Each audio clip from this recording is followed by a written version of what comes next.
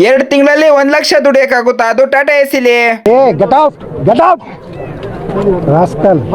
2 ತಿಂಗಳಲ್ಲಿ 1 ಲಕ್ಷ ರೂಪಾಯಿ ದುಡಿಯೋ ಚಾಲೆಂಜ್ ಅಲ್ಲಿ ಇವತ್ತು ಡೇ 26. 6 ಗಂಟೆಗೆ ಬಾಡಿಗೆ ಬಂದ್ ಗುರು. ಇದೇನು ಅಂದ್ರೆ ಸೆಂಟ್ರಿಂಗ್ ಜಾಕು. ಇದು ಎಲ್ಗೂ ಅಲ್ಲ, ಲೋಕಲ್ಗೆ ಎತ್ಕೊಂಡು ಹೋಗ್ಬೇಕಾಗಿರೋದು. ನಮ್ಮ ಏರಿಯಾ ಹತ್ರ ಸ್ಕೂಲ್ ಐತಿ, ಅಲ್ಲಿ ತಗೊಬಂದ್ ಆಗದೆ ಇಲ್ಲ. ವಾಚ್ಮ್ಯಾನ್ ಅಂಕಲ್ ಅನ್ಲೋಡ್ ಮಾಡ್ಕೊಟ್ರು. ಈ ಬಾಡಿಗೆ ನನಗೆ 300 ರೂಪಾಯಿ ಬಂತು ಬಾಡಿಗೆ ಕಾಸು. ಅದ್ ಮುಗಿಸ್ಕೊಂಡು ನಮ್ಮ ಸೆಂಟ್ರಿಗೆ ಅಣ್ಣ ಫೋನ್ ಮಾಡಿದ್ರು, ಬೈಲಿ ಒಂದು ಲೋಡ್ ಐತೆ ಅಂದ್ರು. ಹೋಗಿ ಗಾಡಿ ಹಾಕಿದ ತಕ್ಷಣ ಶೀಟು ಮರ ಎಲ್ಲ ಲೋಡ್ ಮಾಡ್ಕೊಟ್ರು. ಇದು ಎಲ್ಲಿಗೆ ಎತ್ಕೊಂಡು ಹೋಗ್ಬೇಕಾಗಿರೋದು ಅನ್ನಪುರಕ್ಕೆ. ನೋಡ್ರಿ ಹಿಂದಿ ಹುಡುಗರೆಲ್ಲ ರಪ್ ಅಂತ ಅನ್ಲೋಡ್ ಮಾಡ್ಕೊಟ್ರು. ಇದೇ ನೋಡ್ರಿ ಬಿಲ್ಡಿಂಗು. ಈ ಬಾಡಿಗೆ ನನಗೆ 1,500 ಕಾಸು ಕೊಟ್ರು.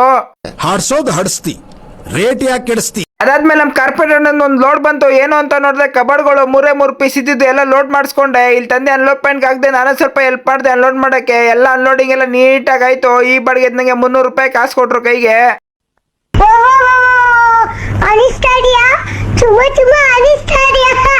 ಸಾಯಂಕಾಲ ಗಂಟ ಯಾವ್ದೋ ಬಾಡಿಗೆನೆ ಬಂದಿಲ್ಲ ಗುರು. ಅದಕ್ಕೆ ಮನೆಗೆ ಹೋಗಿದೆ. BWCSP ಫೋನ್ ಮಾಡ್ಬಿಟ್ಟು ಬೈಲಿ ಒಂದೇ ಒಂದು ಮಂಚ ಐತೆ, ಈ ಬಿಲ್ಡಿಂಗ್ ಇಂದ ಇನ್ನೊಂದು ಬಿಲ್ಡಿಂಗ್ ಹಾಕೊಡ್ಬೇಕು ಅಂದ್ರೆ ಎಲ್ಲ ಹೋಗಿ ಲೋಡ್ ಮಾಡ್ಸ್ಕೊಂಡು ತಂದು ಈ ಬಿಲ್ಡಿಂಗ್ ಹತ್ರ ಆಗದೆ ಅಣ್ಣಂದಿರ ಅನ್ಲೋಡ್ ಮಾಡ್ಕೊಡ್ತವ್ರೆ. ಈ ಬಾಡಿಗೆ ನನಗೆ 300 ರೂಪಾಯಿ ಕೈ ಕೊಟ್ರು.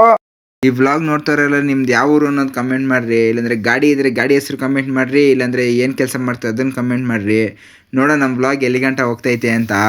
ಇವತ್ತಿನ ಅರ್ನಿಂಗ್ ಬಂದು 2,400 ರೂಪಾಯಿ. ಅದ್ರಲ್ಲಿ 800 ರೂಪಾಯಿ ಡೀಸೆಲ್ ಖರ್ಚಾಗೈತೆ. ಇದ್ರ ವ್ಲಾಗ್ ಬೇಕಾದ್ರೆ ಲೈಕ್ ಫಾಲೋ ಕೆಚ್ ಸಾಕ್ರಿ. ಮಧ್ಯಾಹ್ನ ತಕ್ಷಣ ಗುಡುಗು ಮಿಂಚು ಬರ್ತಿದ್ದೆ.